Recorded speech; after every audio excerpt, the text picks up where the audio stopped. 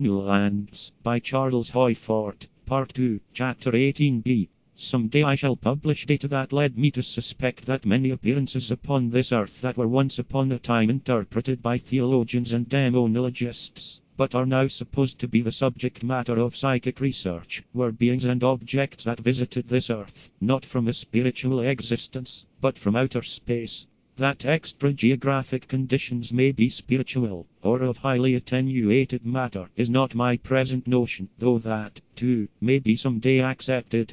Of course all these data suffer, in one way, about as much distortion as they would in other ways, if they had been reported by astronomers or meteorologists. As to all the material in this chapter, I take the position that perhaps there were appearances in the sky, and perhaps they were revelations of, or mirages from, unknown regions and conditions of outer space, and spectacles of relatively nearby inhabited lands, and of space travelers, but that all reports upon them were products of the assimilating of the unknown with figures and figments of the nearest familiar similarities.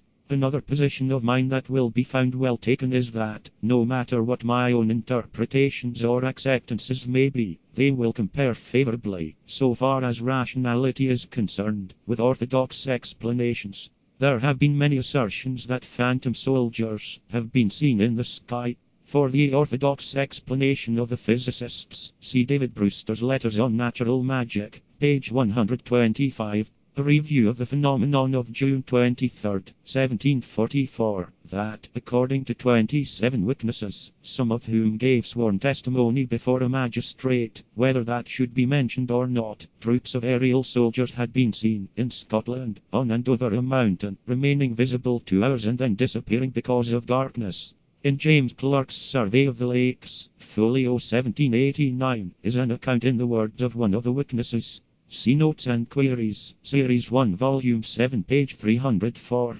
Brewster says that the scene must have been a mirage of British troops, who, in anticipation of the rebellion of 1745, were secretly manoeuvring upon the other side of the mountain.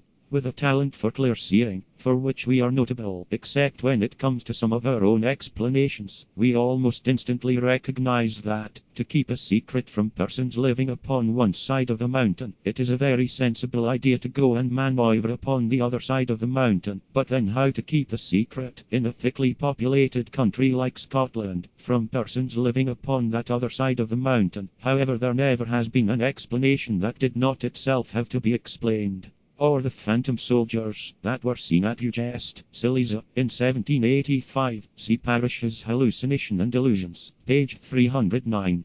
Parish finds that at the time of this spectacle, there were soldiers of this earth marching near Ugest, so he explains that the phantom soldiers were mirages of them.